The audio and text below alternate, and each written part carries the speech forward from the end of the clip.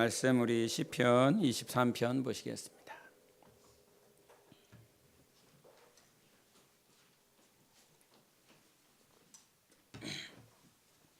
시편 23편입니다. 교독하도록 하겠습니다. 23편 1절부터 6절까지 우리 교독하십니다. 여호와는 나의 목자시니 내게 부족함이 없으리로다.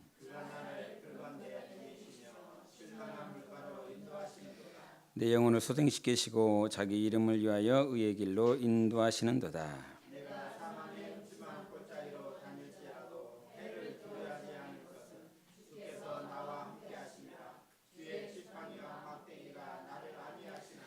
주께서 내 원수의 목전에서 내게 상을 차려주시고 기름을 내 머리에 부으셨으니 내 잔이 넘치나이다. 내 평생의 선하심과 인자하심 반드시 나를 따르리니 내가 여호와의 집에 영원히 살리로다. 아멘. 토요일 날 우리 솔로몬에서 이렇게 아이들 데리고 광덕에 좀 갔습니다. 광덕에 가서 발에 물 담그기는 좀 차가웠는데 담궈봤더니 시원하더라고요. 그러면서 이 물고기를 막 잡으려고 이리 뒤뚱 저리 뒤뚱 하면서 막 다녔거든요. 근데 갑자기 그 물고기를 보면서 하나님이 이렇게 지으신 거 이렇게 생각나더라고요. 우리가 물 안에다가 뭔가를 만들어서 그가 24시간 365일 죽지 않고 계속 살 수 있도록 사람이 만들려고 그런다면 만들 수 있을까? 그런 생각이 갑자기 들더라고요. 그런데 하나님께서 그 물 안에서 최적의 조건, 최적의 상황에다가 만드셔서 그 물고기 한 마리도 아니고 이 세상에 얼마나 될까요? 물고기 숫자가 헤아릴 수 없을 만큼의 그 물고기를 그 물에 바다에 두시고 살아가게 하시는 그 하나님. 그래서 예성이한테 물어봤습니다. 너 평생에 살면서 물고기 한 마리 만들어 갖고 그 물에서 죽이지 않고 24시간 365일 잘 살게 만들 수 있는 그런 능력 있냐? 이렇게 물어봤습니다. 그랬더니 당연히 없죠. 있을 이유가 없죠. 있으면 안 되죠. 그런데 하나님 이렇게 생각하면서 참 그렇게 하나님 오묘하시고 위대하시다. 사람이 만들려면 도저히 불가능한 것들을 그렇게 만드시고 인도하시는구나. 그래서 잠깐 이제 그 생각이 들면서 하나님께서 미물이라 할 수 있는 사람 눈에 봤을 때 미물이라 할 수 있는 그 물고기도 최적의 장소에다가 두시고 그가 살아갈 수 있도록 만들게 하셨는데 우리의 영혼, 우리 인생은 우리 하나님께서 하나님의 형상의 모양대로 지어 놓으시고 가장 좋은 곳에 두시고 우리를 인도하시지 않겠는가 그런 생각이 절로 듭니다. 그래서 시편 23편 이렇게 되돌아보면서 하나님께서 우리를 얼마만큼 인도하시는지 늘 들었었던 말씀일 수도 있고 다 아는 말 같지만 우리는 그렇게 살아가지 못할 때가 있기 때문에 오늘 하나님의 말씀이 들리기를 바랍니다. 우리 영혼의 가장 큰 행복은 하나님 만나는 것입니다. 하나님 만날 때 가장 기쁘고 가장 내 영혼이 부유하다라고 하는 것을 느낍니다. 그 어떤 물질이나 권세나 부유함으로 세상의 것들을 인해서 내가 행복을 누린다라고 하는 건 여러분도 살다 보시면서 알겠지만 잠시 잠깐인데 내 영혼이 주님 만나는 건 영원한 것이고 또 영원한 행복이기 때문에 우리의 가장 큰 행복이고 가장 큰 위로는 가장 큰 평안은 예수님 만날 때입니다. 그래서 예수님 만날 때 여러분은 평안할 수 있습니다. 지금 내 안에 평안이 없다면 예수님이 보이시기를 바랍니다. 예수님을 만나시기를 바랍니다. 내 안에 위로가 필요하면 사람의 말이 아니라 사람의 관심이 아니라 예수 그리스도의 위로가 여러분에게 있기를 바랍니다. 그래서 영혼의 참 만족은 권세나 명예나 부유함에 있지 않고 예수님께서 요한복음 10장에 말씀하신 것처럼 나는 너에게 생명을 주러 왔다. 너에게 생명을 줄 뿐만 아니라 더 풍성하게 주러 왔다. 그래서 영혼이 가장 만족할 때는 예수님이 나에게 생명 주실 때입니다. 생명의 공급함을 받을 때 여러분은 참 만족하고 행복을 누릴 수 있습니다. 내가 행복한지 보세요. 생명을 공급받는지 한번 보세요. 그래서 영혼이 가장 큰 행복, 가장 큰 만족은 주님의 말씀처럼 내 양에게 생명 주러 왔는데 풍성히 주러 왔다. 그 생명을 누릴 수 있는 여러분이라면 여러분은 진짜 행복을 누릴 수 있고, 또한 요한복음 15장 5절에도 말씀하신 것처럼 나는 포도나무다 이렇게 말씀하셔서 너희가 나를 떠나서는 아무것도 할 수 없다. 이게 행복한 것입니다. 주님을 떠나서 아무것도 할 수 없구나라고 하는 것들을 깨달을 때 여러분은 그제서야 하나님께 생명의 공급을 받을 수 있습니다. 낮에도 말씀을 전하면서 제가 주님께 은혜를 받은 건 단 한 가지였습니다. 하나님은 하시는구나. 하나님은 이루어 나가고 계시고 있구나. 그러면서 요한복음에 있는 그 말씀, 나는 쇠하일지라도 주님은 흥하시기를 원합니다. 쇠하면서 주님이 드러나는 것이 행복이고, 내가 없어지면서 내 감정이 사라지면서 내 가치관이 사라지면서 예수가 드러남으로 내가 만족을 누릴 수 있는 그때가 내가 정말 주님이 하셨구나. 주님이 나를 떠나서는 아무것도 할 수 없는 존재로서 나를 지어 놓으셨구나. 그렇게 하나님이 예수 그리스도가 인지가 될 때 우리는 진실로 행복할 수 있습니다. 그래서 시편 23편을 통해서 우리가 돌이켜야 받을 게, 처음에 단어가 무엇인 줄 아십니까? 시편 23편 이렇게 가끔 새벽기도 하실 때 시편 23편이면 시편 23편이라고 그랬는데 시편 23장 해갖고 제가 깜짝 놀랄 때가 있습니다. 그래서 아이들이 물어봅니다. 왜 시편은 편입니까? 장이 아니고. 주님께 물어보고 사람들한테 물어봐라. 왜 편이라고 그랬는지. 그래서 시편 23편 1절의 시작은 여호와는 나의 목자시니 그럽니다. 이 여호와라고 하는 것은 하나님 것이 되었다라고 했기 때문에 하나님 것이 되어서 하나님을 부를 수 있는 그 시작인 것입니다. 그래서 여호와 하나님, 나의 하나님, 그분을 나의 목자로 이렇게 부를 수 있는 것, 여러분 하나님을 찾고 하나님을 부를 수 있다라고 하는 것이 마치 좀 전에도 비유로 말을 했지만 바다의 수중에 살고 있는 수천억 아니면 수조 되는 그 많은 물고기들 가운데서 내가 그 물고기를 만날 수 있는 확률이 그렇게 극히 낮은 것처럼 지금 70억 인구 가운데 하나님을 찾고 하나님을 부를 수 있는 그 확률과 동일할 것이라 믿습니다. 그렇게 하나님 여호와 나의 하나님 이렇게 부릅니다. 나의 하나님. 그렇게 부르는 사람이 과연 몇이나 있을까? 근데 나의 하나님을 불렀을 때 다윗의 이 고백이 하나님은 어떠하신 분이시냐라고 정의를 했냐면 나의 선한 목자십니다.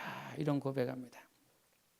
그냥 다른 사람이 세상에서 일하다가 와서 여호와는 나의 목자십니다라고 그런 고백을 한 게 아니라 자기가 친히 목동 생활을 해봤습니다. 목자 생활을 해봤습니다. 목자의 삶이 얼마나 힘들고 어려운지 압니다.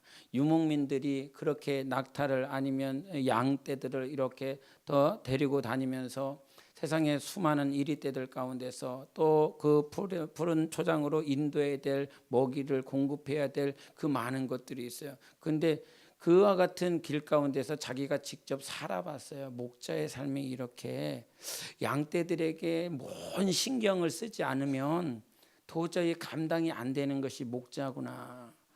이리떼들이 닥칠 때 아니면 물에 공급이 없을 때 먹어야 될 것이 없을 때 얼마만큼 목자는 속이 탈까. 그런 양떼들을 위해서 온 관심을 써야 되는, 그래서 자기 잠자리도 온전치 않아서 그 우리의 문에 딱 앉아서 양떼들의 오고 감을 항상 체크해야 되는 그것이 목자의 생활인데, 목자의 생활을 직접 해봤었던 다윗이 하나님을 향해서 하나님만이 나의 선한 목자십니다 이런 고백을 하고 있습니다. 자기가 직접 살아봤기 때문에 그 목자의 그 특징, 목자의 삶을 너무나 잘 이해한다라고 하는 것이죠. 그런데 하나님만 오직 선한 목자가 되신다, 이런 표현을 하고 있어요. 그리고 선한 목자가 되시기 때문에 나는 부족함이 없다, 이 고백을 합니다. 그런데 부족함이 없다라고 하는 그 고백을 하면서도 중간에 우리가 4절에서 5절 이렇게 보면 알겠지만 세 가지의 부정적인 단어들, 삶의 고난들이 이렇게 드러나는 것이, 첫 번째는 사망의 음침한 골짜기, 두 번째는 해를 당한다는 것, 세 번째는 원수의 목전이다라고 하는 부정적이고 고통스러운 그 상황들을 이렇게 말을 해요. 서두에 나는 부족함이 없어, 하나님이 나의 선한 목자시니까 나는 부족함이 없어, 이렇게 고백을 하지만 그 고백한 다음에 사망의 음침한 골짜기와 해를 당할 것을, 또 원수의 목전이다라고 하는 원수에 대한 것들을 이렇게 말씀하고 있습니다. 나는 부족함이 없다라고 그러면서 왜 이와 같은 부정적이고 힘든 고난의 것들이 이렇게 서술되어지고 이렇게 말해야 될까? 그럼 부족함이 있는 거 아니냐?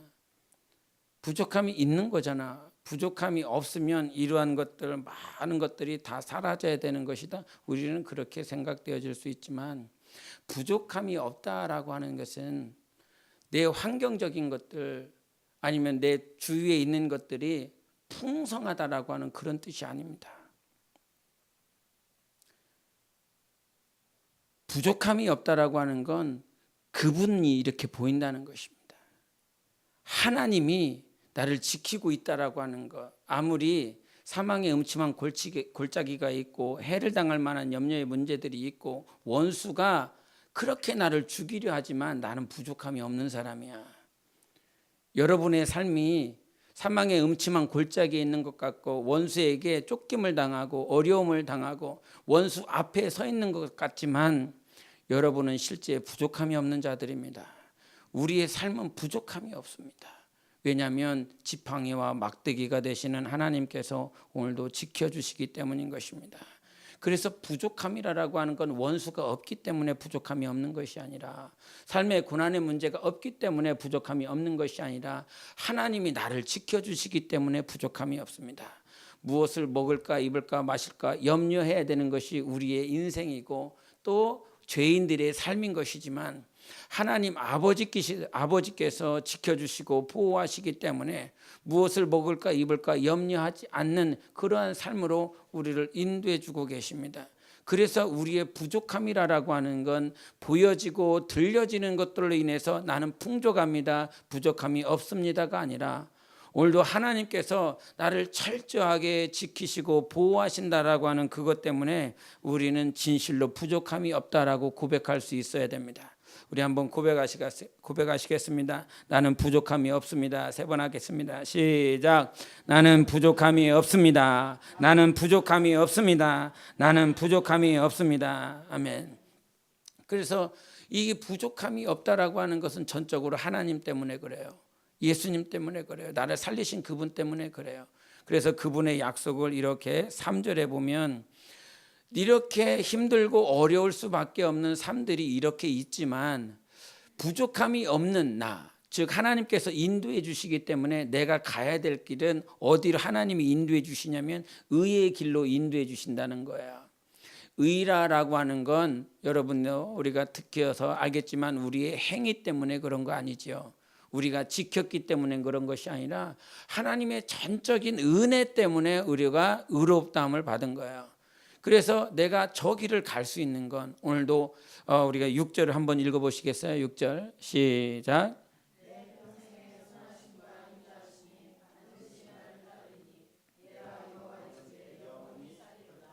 아멘. 그래서 의의 길로 인도하시면서 아버지 집에, 여호와의 집에 우리가 들어갈 수 있는 건 우리의 수고 때문에 아니라고 하는 거지요. 양이 무슨 길을 알겠습니까? 어디로 가야 될지 어떻게 알겠습니까? 그런데 목자가 전적으로 인도해 주시기 때문에 의의 길로 나아갈 수 있고 결국은 아버지 집에 갈 수가 있는 것입니다. 이 아버지 집에 갈 수 있는 이 약속을 여러분이 받았습니다. 이 약속 받았습니다. 아까 낮에도 잠깐 말씀을 드렸지만 하나님께서 우리에게 약속을 주셨다. 이 약속을 하나님께서 이루신다. 반드시 이루신다. 그 이루심에 있어서 하나님께서 이루실 것이기 때문에 우리에게 요구되는 것은 확신이다. 주님이 주시는 확신이 있어야 된다. 확신이 있을 때까지 기도하고 주님을 바라볼 수 있을 때까지 내가 평안을 구하고 말씀을 상고하고 하는, 결국은 하나님께서 이 뜻을 이루실 것이다라고 하는 그 확신이 우리 삶에 필요한 것이지요. 그래서 우리가 주님을 따르는 길, 예수 그리스도를 따르는 길은 그분을 신뢰하면 가능한 것입니다. 그 신뢰함이 지금 1년 뒤에 뭐가 있을지 10년 뒤에 뭐가 있을지 아무도 모르지만 그 길에서 인도하시는 분은 나의 주님이시다. 그래서 시편에도 119편에 말씀하신 것이 주님의 그 말씀이, 주님이 그 빛이 내 발의 등이다라고 말씀하셨어요. 나의 오늘 그 말씀의 등불이 내 길에, 내 앞에 나아갈 길을 이렇게 비춰주시는 거예요. 그 비춰주시는 그 길을 따라가는 것이 양으로서의 삶이고 여러분이 가야 될 그 삶인 것입니다.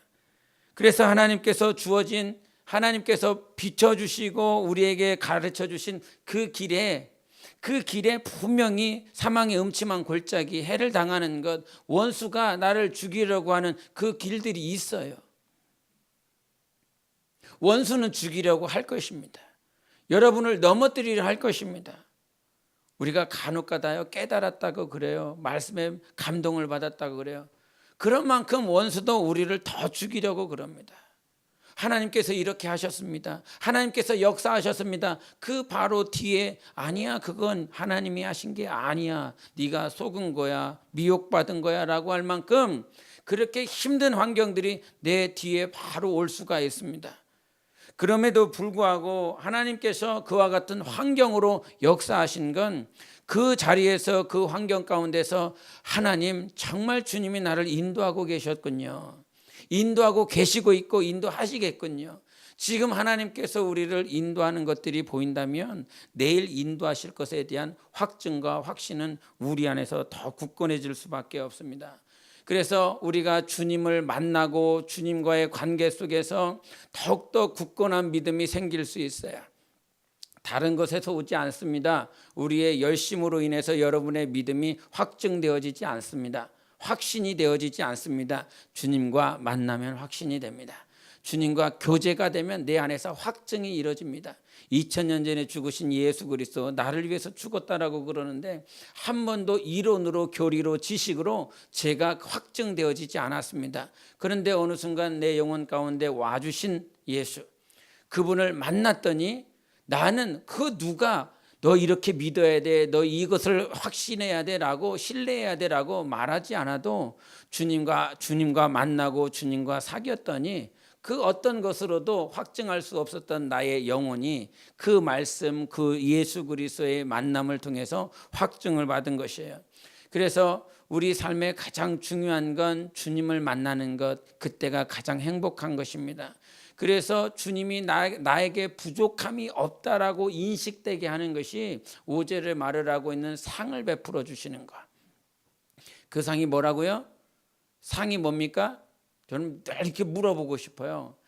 제가 늘 헷갈렸기 때문에 상이라고 하는 이 상이 한국어에서는 상이에요. 그럼 뭐 어떤 상이냐 이 말이죠. 저는 이렇게 프라이즈라고 생각을 했어요. 상 주는 거, 리워드라고 그랬다고요.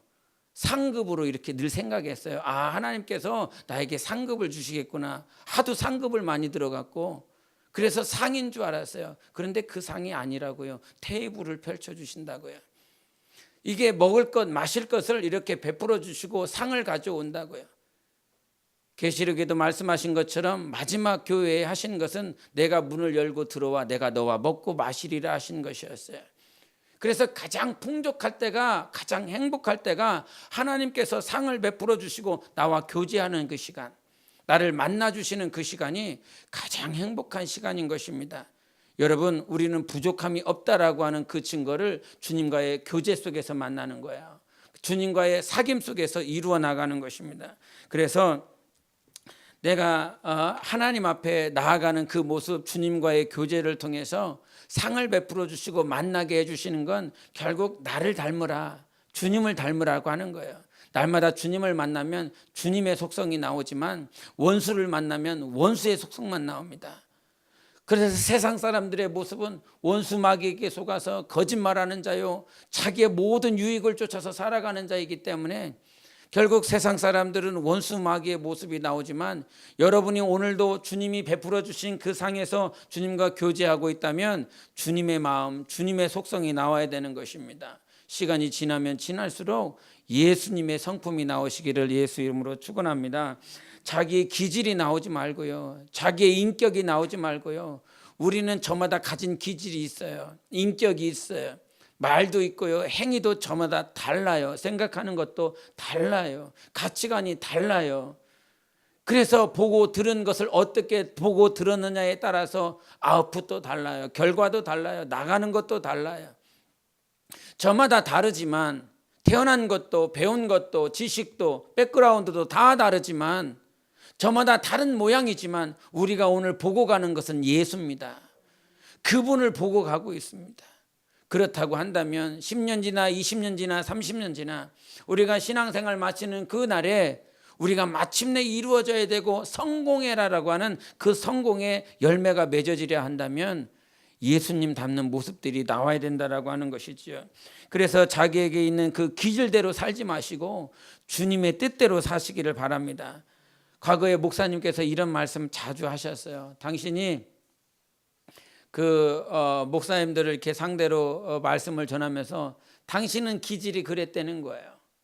자기는 시간이 정말 중요하고 귀하게 여겼기 때문에 목회를 하면서도 사모로 부름을 받아서도 이렇게 성도들, 평신도들 아니면 직분자들이 있어도 그 가운데서는 꼭 당신 표현이 그래요. 인간 같지 않은 것들이 있다고.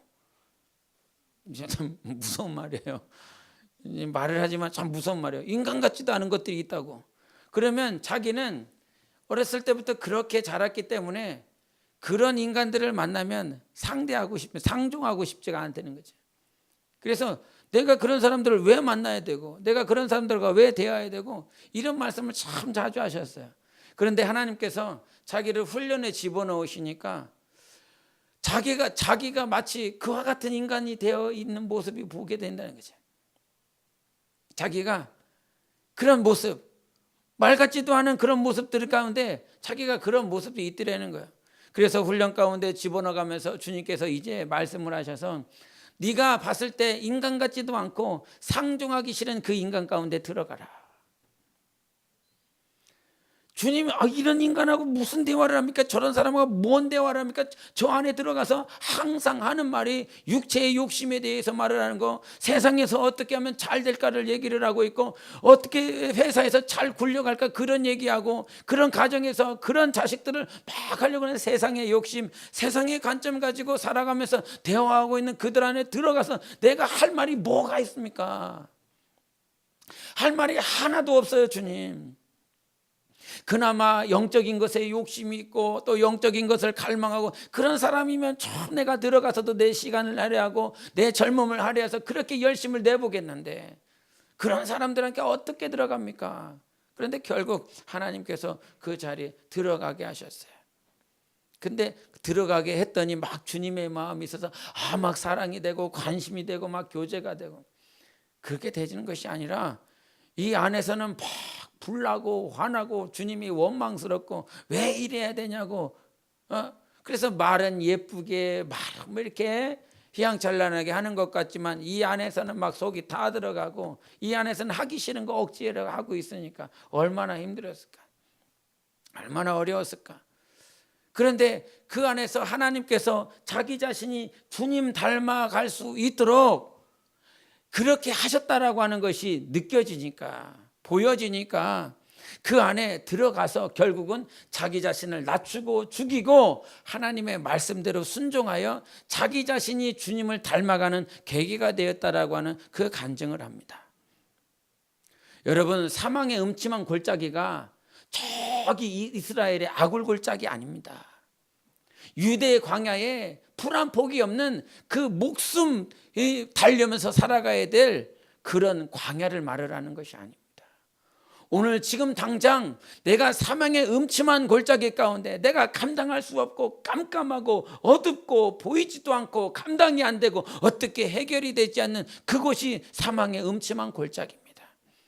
그런데 그 사망의 음침한 골짜기 가운데서도 하나님께서 오늘 나를 만들어 주시고 그 사망의 골짜기 가운데서도 상을 베풀어 주셔서 나와 교제하고 주님을 닮아가게 하시는 그 상이 있습니다. 하늘로부터 내려오는 상급도 중요하지만 가장 큰 행복은 오늘도 주님이 나에게 상을 베풀어 주셔서 나와 교제하자, 나를 만나자. 그때 영혼의 가장 큰 행복인데 어디 가서 행복을 찾으려 하십니까? 그래서 우리가 이 땅에 살아가면서 하나님께서 그와 같은 사망의 음침한 골짜기, 해를 당할 수밖에 없는 원수의 목전에서 나를 항상 비웃어. 나는 사랑으로 베풀려고 하고 나는 정말 관심 가려고 주님의 마음으로 막 하려고 그랬더니 하는 말이 딱 이게 오는 말이 뭐냐면 하던 대로 해. 이러면 나는 주님의 마음으로 막 기도하려고 하고 막 이렇게 해서 했는데 이제 상대방에서 반응이 시큰둥해요. 너 오늘 약 먹었냐? 너 오늘 왜 그러냐? 이렇게 하면 그래 약 먹었다. 이렇게 하고 싶어요. 내 히로뽕 먹고 주사도 맞았다. 이렇게 하고 싶을 때가 있어요. 근데 거기다 다시 또 누르죠. 다시 또 눌러서 주님의 방법이 아니니까 그렇게 말하는 건 내가 그렇게 하는 건 내가 그렇게 행동하는 건 주님의 것이 아니니까. 그러다가 한 2번, 3번 하다가 지쳐요. 또 지칩니다. 계속 그런 반응을 보면. 그래서 자기 것도 나오죠. 자기 것도 나와서 또 실패한 것 때문에 주님의 방법이 아니었는데 또 그렇게 했다라고 다시 무릎 꿇고 회개하고 돌이켜. 계속 그와 같이 사망의 음침한 골짜기에서 내가 실패하고 넘어질 때 있습니다. 그러나 다윗의 이 고백은요, 중간중간에 어떤 삶을 살아가면서 중간에 고백한 것이 아니에요. 마지막에 결론인 거예요. 결론이었어요. 다 돌이켜보니까 내 삶을 전부 다 돌이켜보니까 나는 정말 부족함이 없었어. 하나님의 은혜 때문에, 주님의 전적인 은혜 때문에 나는 진짜 부족함이 없었구나. 이것들을 이렇게 헤아리게 돼요. 우리 한번 6절을 한 번 더 읽어보실까요? 우리 시편 23편 6절을 한 번 더 읽어보시겠습니다. 시작. 내 평생의 선하심과 인자하심이 반드시 나를 따르리니 내가 여호와의 집에 영원히 살리로다. 아멘. 저는 여기서 두 단어 이렇게 올라와요. 내 평생에 그렇다. 잠깐 네가 아이와 같은 신앙을 가졌을 때, 아니면 청년의 믿음을 가졌을 때, 아비와 같은 믿음을 가졌을 때 그렇게 분리되어져서 조각조각 나눠져 있었던 어느 단 한순간을 말을 하는 것이 아니라 우리 평생에 그럴 것이다. 평생에 하나님께서 나를 부족함 없이 인도하실 것이다. 지팡이와 막대기로 의의 길로 나를 평생에 인도하실 것이다. 하나님은 그러신 분이십니다. 하나님은 그런 분이세요. 내 평생에 그럴 거라고요. 여러분 평생에 그럴 거라고요.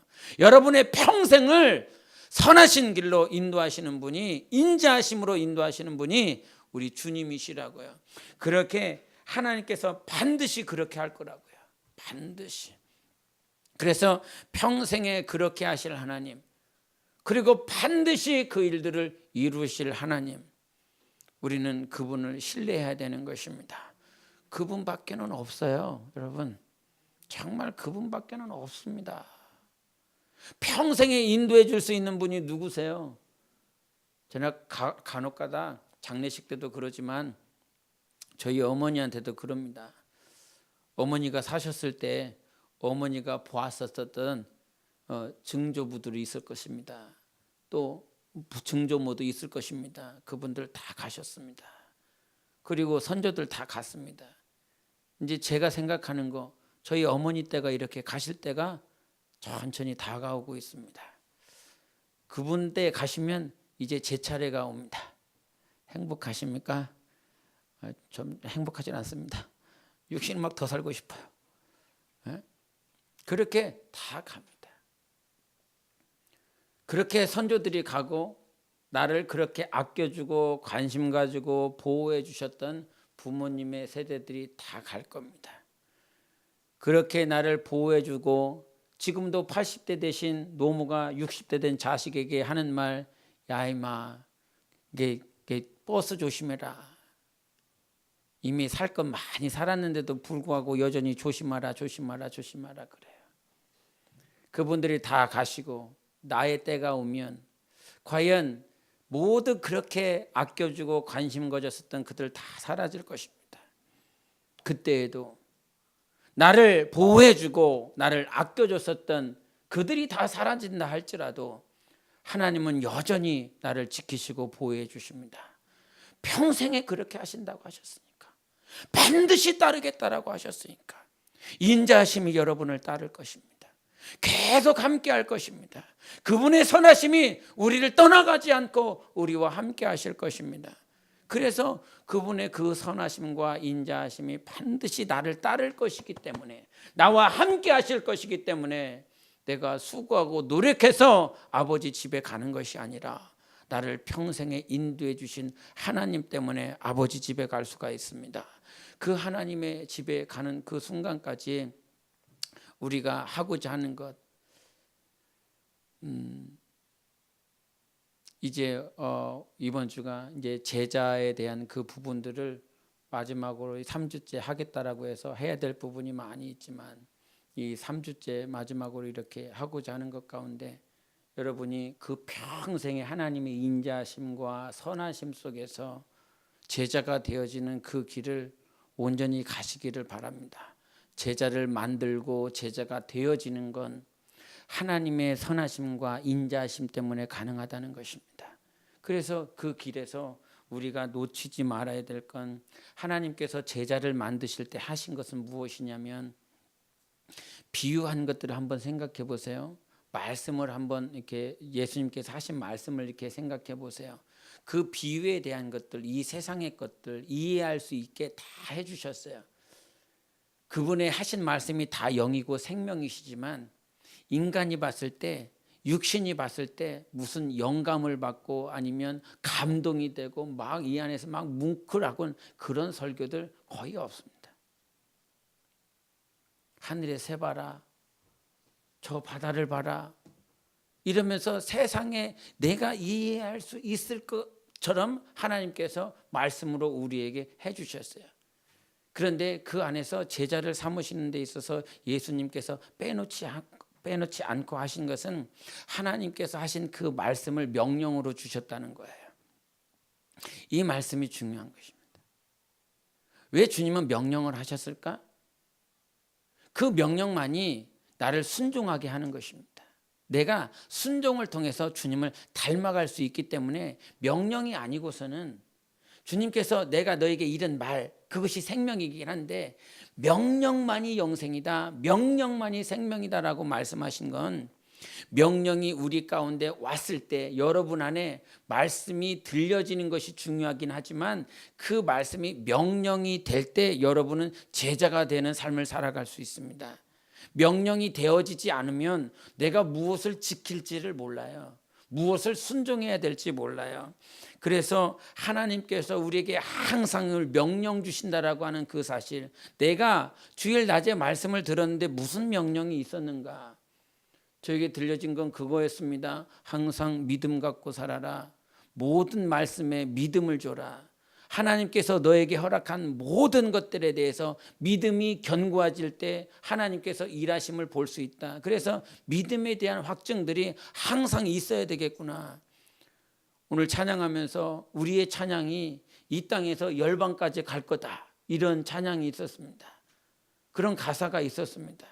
그냥 우리 안에서만 들려지는 찬양 아니야?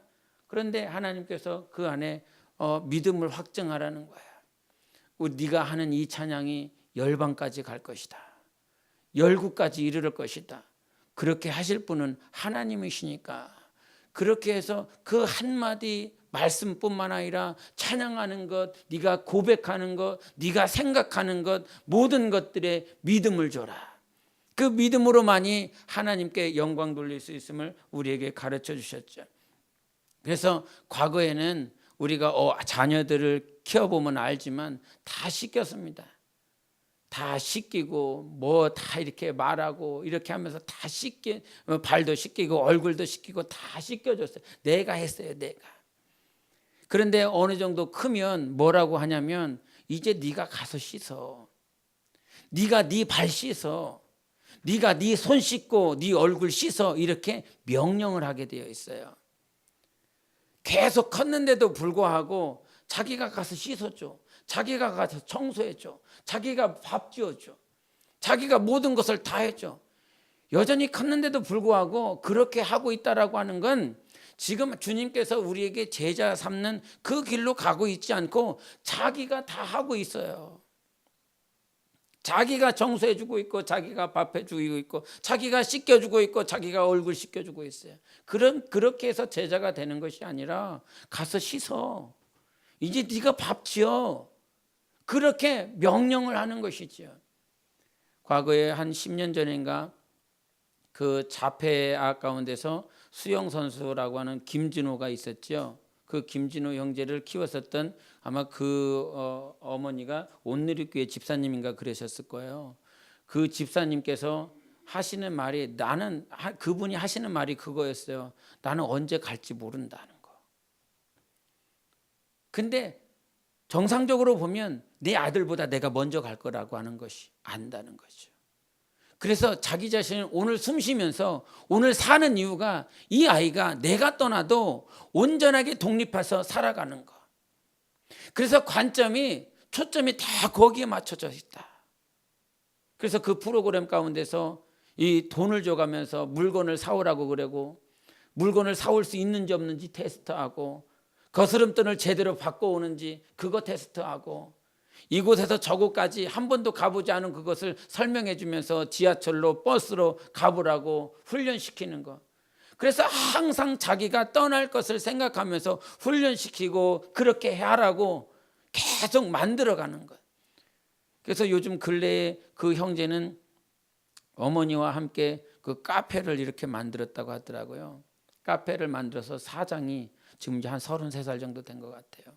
카페가 돼갖고 그 카페의 사장이 돼갖고 오너로서 이렇게 살아가고 있다고 하더라고요.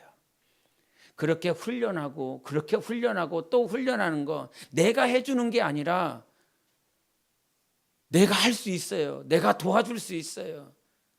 내가 하면 그보다 더 잘할 수 있어요. 그럼에도 불구하고 실수할 거 알고 넘어질 거 알지만 오늘도 명령을 하는 것은 그가 주님의 제자가 되게 만들기 위해서 그런 거예요.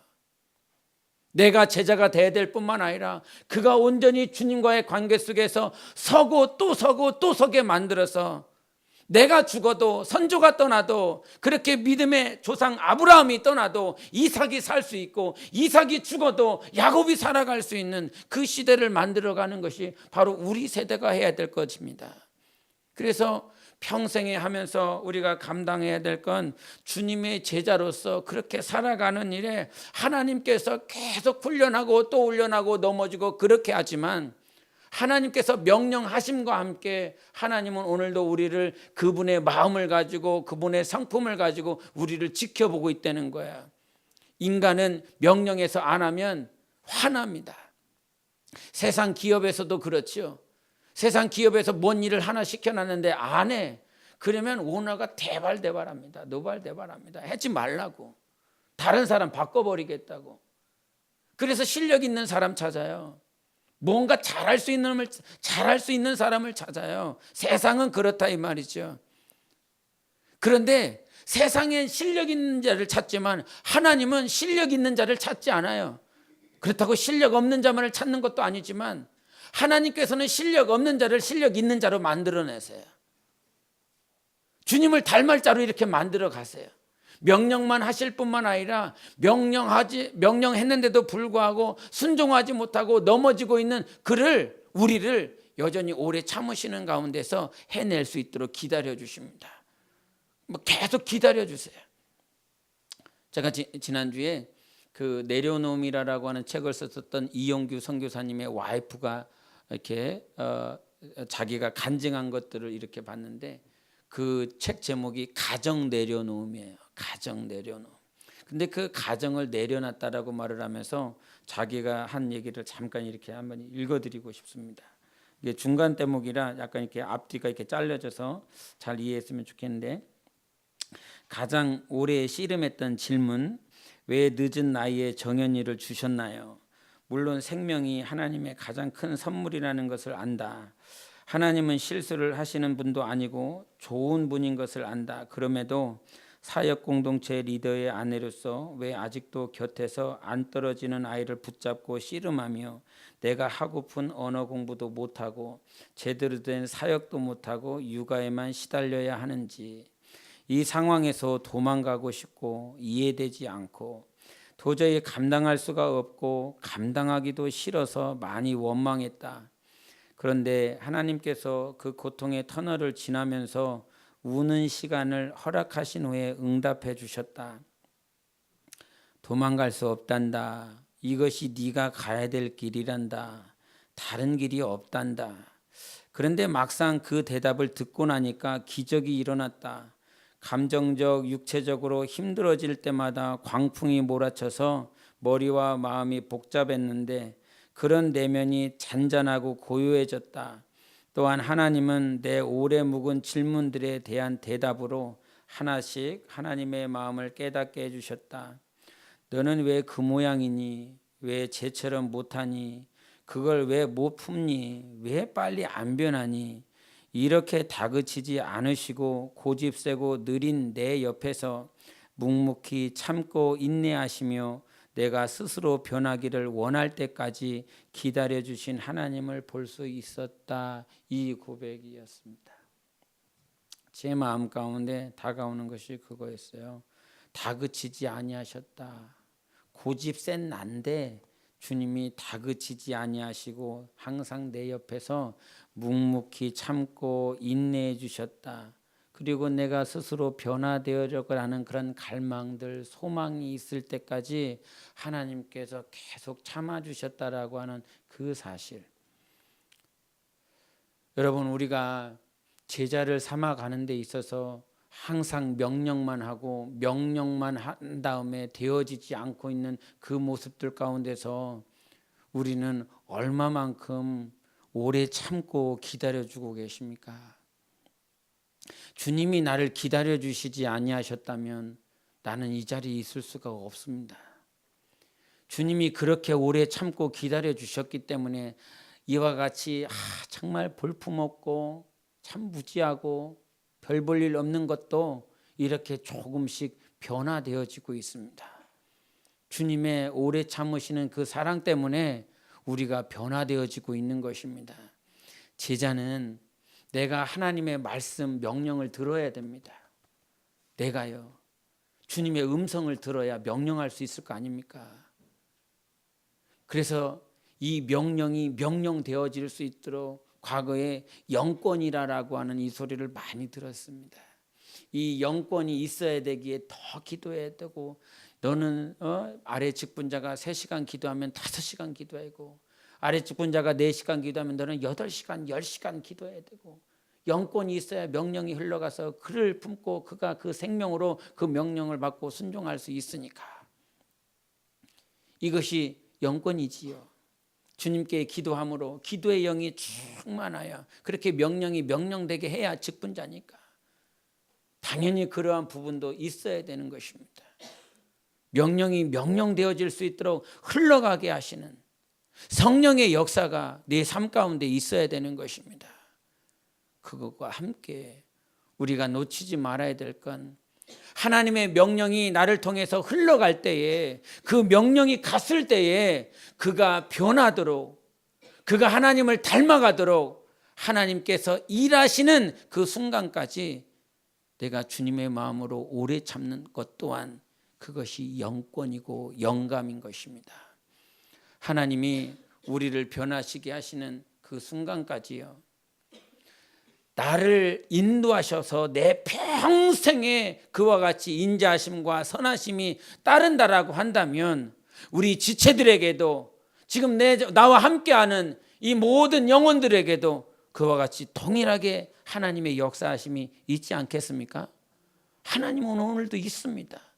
네가 변했다면, 우리가 변했다면 지금 나와 손잡고 무릎 꿇고 기도하는 그에게도 나 때문에가 아니라 평생에 따라가실, 평생에 함께 하실 그 하나님 때문에 반드시 변할 것입니다. 반드시 그가 제자가 될 것입니다.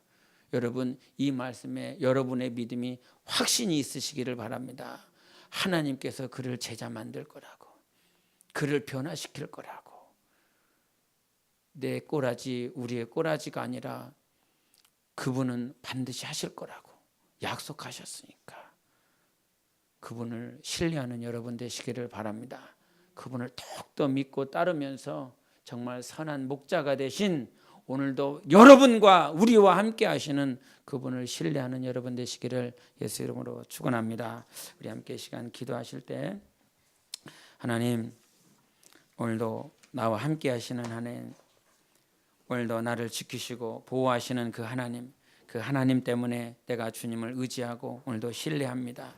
주님, 내 평생에 하나님의 인자하심과 선하심이 따르겠다 하셨사오니 우리 삶 가운데 그와 같이 역사하시는 하나님을 신뢰하여 우리 모두가 주님의 제자로 변화되어지게 도와주시옵소서. 하나님의 말씀을 받고 명령을 받고 또 그 명령을 흘려보낼 뿐만 아니라 그 명령을 흘려보내고 난 다음에 주님의 마음을 가지고 주님의 성품을 가지고 그가 성령의 일하심을 때까지 이끌림 받는 그 순간까지 우리가 기도하며 기다리고 기대할 수 있는 우리 모두가 될 수 있도록 예수여 외치고 기도하시겠습니다.